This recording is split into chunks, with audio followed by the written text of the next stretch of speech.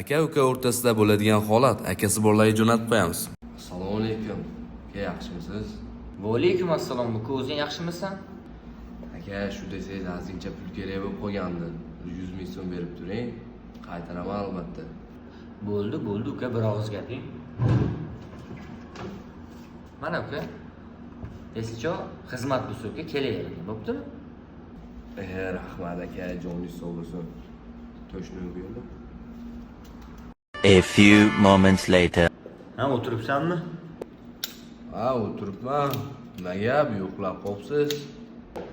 100 ming pul kerak, 100 ming pul ber. 100 ming? So'mdami, dollardami?